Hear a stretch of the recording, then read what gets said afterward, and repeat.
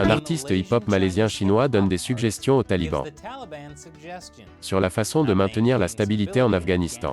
Et le Parti communiste chinois se sent attaqué.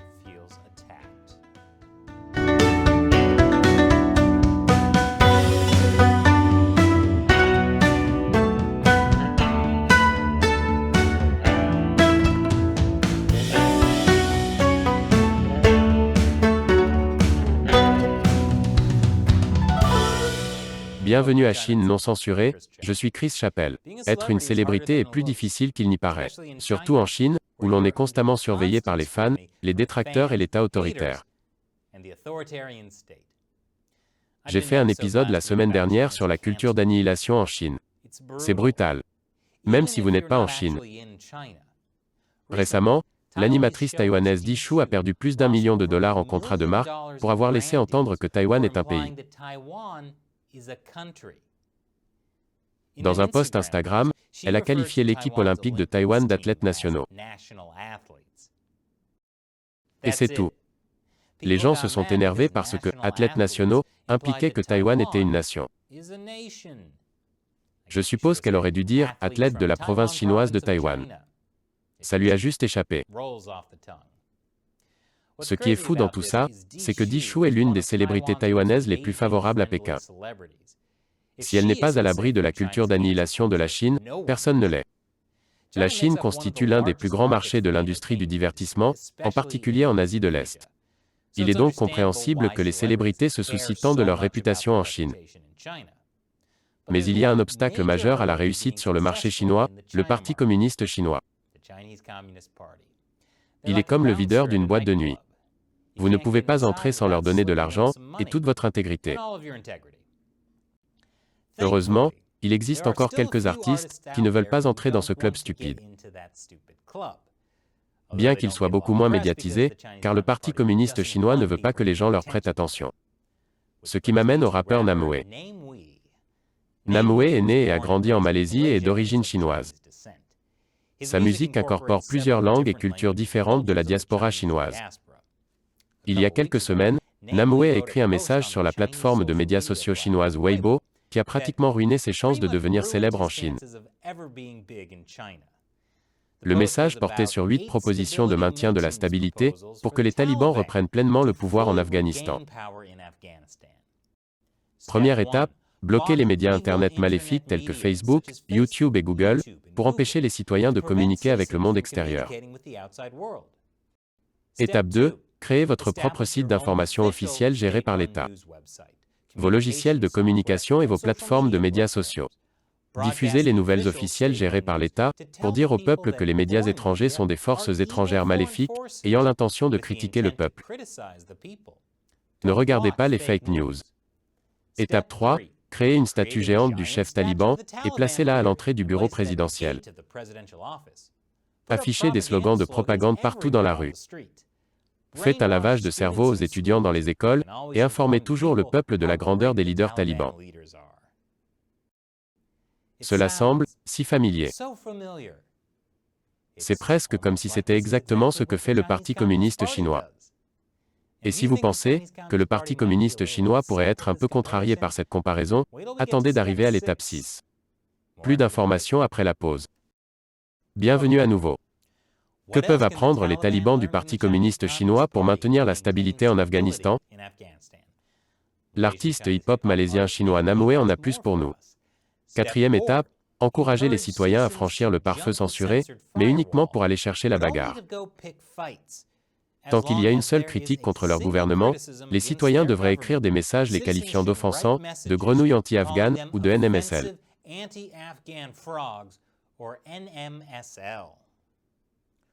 Grenouille est une insulte que les nets citoyens chinois utilisent pour attaquer les personnes qui soutiennent l'indépendance de Taïwan.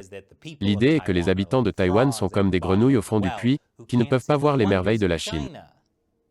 Écoutez, je n'ai pas dit que c'était une bonne insulte. Et NMSL est une insulte qui signifie littéralement « ta mère est morte ». Encore une fois, je n'ai pas dit que c'était une bonne insulte.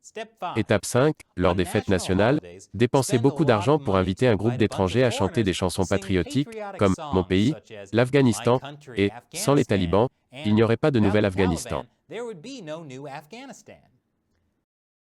Il existe une célèbre chanson de propagande chinoise, intitulée « Sans le Parti communiste, il n'y aurait pas de nouvelle Chine ». C'est l'exemple parfait d'une chanson qui lie le pays, la Chine, au Parti communiste chinois au pouvoir. D'une manière tout à fait normale et pas du tout effrayante. Et oui, il arrive que des étrangers la chantent aussi. Sans le Parti communiste, il n'y aurait pas de nouvelle Chine. Passons à l'étape 6. Si les citoyens expriment un quelconque mécontentement à l'égard du gouvernement, construisez immédiatement un endroit semblable à une prison. Mais vous ne devez pas l'appeler une prison pour le monde extérieur. Rassemblez tous ceux qui ont une pensée indépendante pour les rééduquer. Lorsque les médias étrangers sont invités, forcez les prisonniers à avoir l'air heureux. Obligez périodiquement les prisonniers à faire pousser des pastèques et exportez-les pour obtenir des devises étrangères. Ce sont de très bons conseils, mais Namoué a oublié de dire que les talibans devraient également forcer les prisonniers très heureux à danser pour les médias étrangers. Cela a bien fonctionné lorsque les autorités chinoises ont fait danser les Ouïghours pour la BBC. Pas de génocide ici.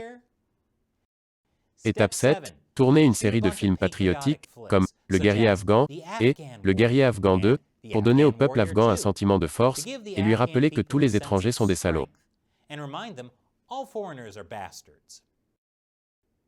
Il s'agit bien entendu d'une référence au célèbre film chinois sur les guerriers loups, qui ont inspiré l'expression « diplomatie du guerrier loup ». Et l'étape 8, dépensez de l'argent pour que des célébrités de l'Internet réalisent des vidéos intitulées « Les Américains sont stupides ». La Russie ne peut pas tenir le coup, et je ne regretterai jamais d'avoir choisi l'Afghanistan dans cette vie. Laissez les gens regarder ces trucs, et encouragez-les à les diffuser sur Internet pour une propagande bonus. Il y a encore d'autres moyens, mais je ne peux pas les écrire tous dans un seul post. J'invite tout le monde à commenter et à faire d'autres suggestions. Je les rassemblerai et les traduirai dans une langue que les Afghans peuvent comprendre, puis je les enverrai aux talibans pour qu'ils les prennent en considération. Tant que les talibans suivent ces méthodes, ils peuvent dépasser la Grande-Bretagne et rattraper l'Amérique dans 3 ans. Surpasser la Grande-Bretagne et rattraper l'Amérique est en fait un terme inventé par Mao Tse-tung à la fin des années 1950. Mao espérait que la Chine dépasserait la Grande-Bretagne en matière de production d'acier et rattraperait les États-Unis. C'est ainsi qu'a été lancé le grand bond en avant. Et enfin, à la fin, Namoué fait la promotion de sa musique. Comme le ferait n'importe quel autre artiste.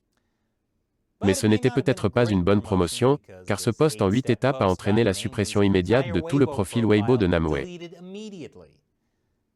Non seulement Namoué a été viré de Weibo, mais il n'y a pratiquement aucune discussion à ce sujet sur les autres plateformes de médias sociaux chinoises. Bien qu'il y ait eu une certaine couverture dans d'autres pays.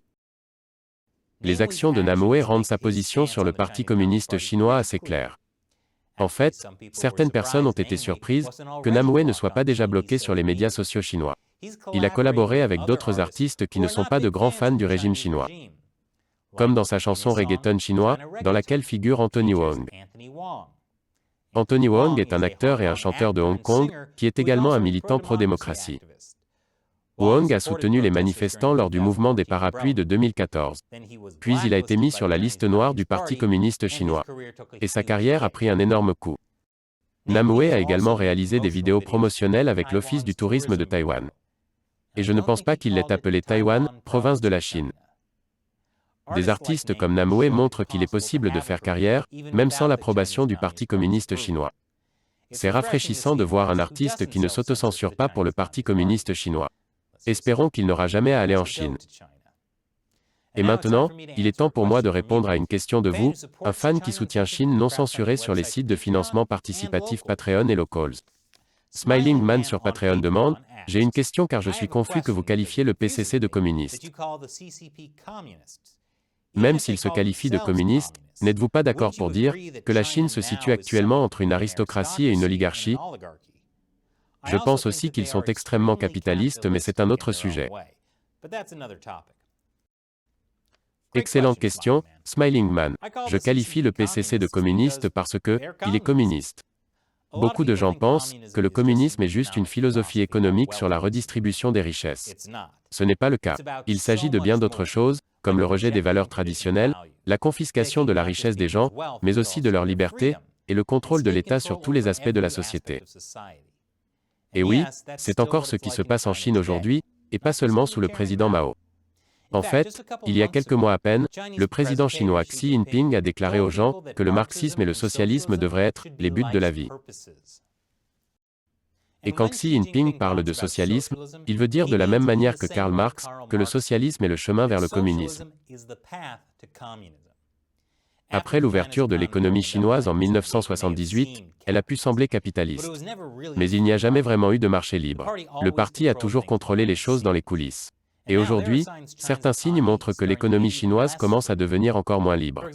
Par exemple, il existe une nouvelle politique de redistribution des richesses, appelée par euphémisme « prospérité commune », selon laquelle les personnes et les entreprises les plus prospères doivent céder à l'État une part substantielle de ce qu'elles ont gagné. Certains signes indiquent également que le parti s'empare de plus en plus de l'industrie privée, y compris des écoles privées. On peut donc dire que la Chine est une oligarchie, dans le sens où elle est dirigée par un petit groupe de personnes puissantes, donc Xi Jinping. Mais c'est une oligarchie communiste. Le PCC est définitivement toujours communiste. Merci pour votre question, Smiling Man, et merci de nous avoir suivis. Soutenez-nous sur patreon.com/ChinaUncensored ou sur chinauncensored.locals.com. Et vous aurez la chance que je réponde à l'une de vos questions dans l'émission. Je m'appelle Chris Chappell. Merci de regarder China Uncensored.